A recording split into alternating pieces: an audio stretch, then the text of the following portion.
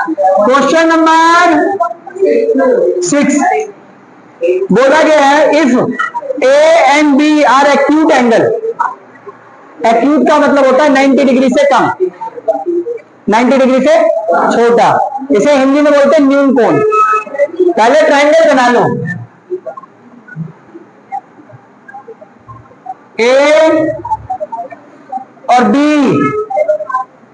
Acute angle है, और सी जो होगा बेटा क्या है 90 डिग्री का होगा।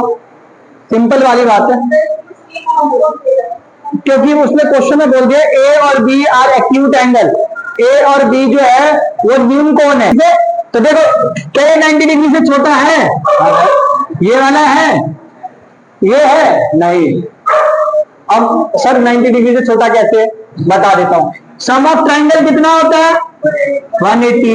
180 में से 90 का तो यही है, बाकी कितने बचे? तो 90 में दोनों होंगे ना। अब वो चाहे 45 क्या पता एक 80 हो एक 10 हो, तो कैसे बोल सकता है 45 हो? क्या पता एक 50 और एक 40 हो, दोनों का सम कितना हो सकता है 90। अब ये नहीं कि 45 ही हो। इतनी बात समझ आ गई? आगे क्वेश्चन दिखाइए, दिखा आगे क्या बोला गया है। क्वेश्चन में दिया गया बेटा, देखो गिवन है, क्या गिवन है जिसको बोलते दिया है। क्या दिया गया है कि cos A बराबर cos B, ये क्वेश्चन में दिए रखा है। फाइंड पता है क्या करना है? शो दैट पता है क्या करना है? शो दैट हिंदी में बोलते हैं सिद्ध करना है। सिद्ध करना है, पता है क्या सिद्ध करना है? कि एंगल A एंगल B के बराबर है। अब तो तुम कह दोगे सर है 45 के हैं। अरे कैसे है प्रूफ करो, ठीक है। इतनी बात आगे समझ, मैं समझा देता हूं। इसका प्रूफ यहां से कर देते हैं, हिंदी में कहते हैं उत्पत्ति, ठीक है। पहले cos A, cos, इधर ध्यान देगा, इसमें इतनी बातें तो समझने वाली तो थी नहीं, क्वेश्चन में सारी चीजें दे रखी है, समझने वाली यहां से। cos का फॉर्मूला क्या होता है? b अपॉन में h, b अपॉन में, यहां पे क्या है a है ना, तो a के सामने परपेंडिकुलर क्या होगा? ये बेस, ये हाइपोटेन्यूज तो रहेगा। इतनी बात समझ आ गई? क्या बोला गया? b अपॉन में, b अपॉन में, b कितना है? b कितना है? AC अपॉन में AB। इतनी बात समझ आई? बेस तो यही है। आगे आ जाओ, इसको रफ करो, इसको रफ करो। आगे क्या बोला गया? cos B, cos का भी फॉर्मूला क्या होता है? फिर से b अपॉन में h, मगर अब की बार यहाँ क्या है? b के सामने क्या होता है? परपेंडिकुलर, है ना। तो परपेंडिकुलर ये हो जाएगा और बेस यही होगा, यही तो होगा। यहाँ पे क्या बोला गया? b, तो एंगल b, और एंगल b के सामने वाली साइड जो होगी परपेंडिकुलर होगी, तो बेस कौन सा हो जाएगा? ये वाला। क्या बोला गया? बेस क्या होगा? BC। हाइपोटेन्यूज क्या होगी?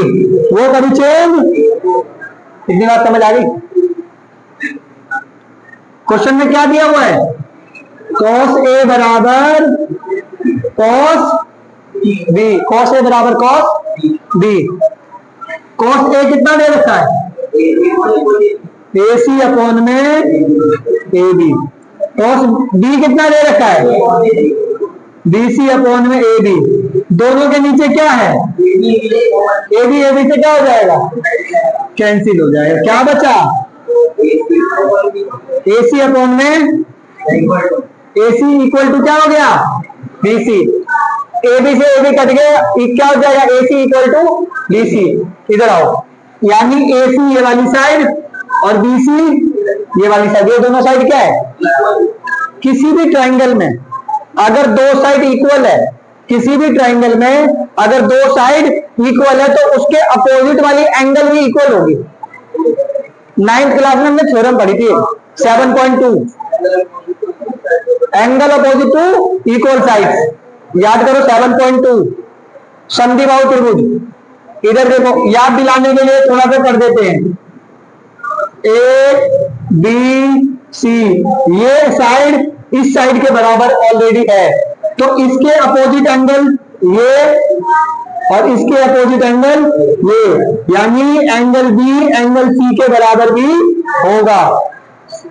समझ आ गई? ये हमने थ्योरम पढ़ी थी 7.2 में 9th क्लास में।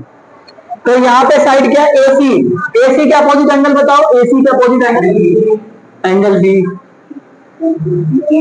और BC के अपोजिट एंगल बताओ, एंगल A। लिख भी देना, angle opposite to equal side. ठीक है,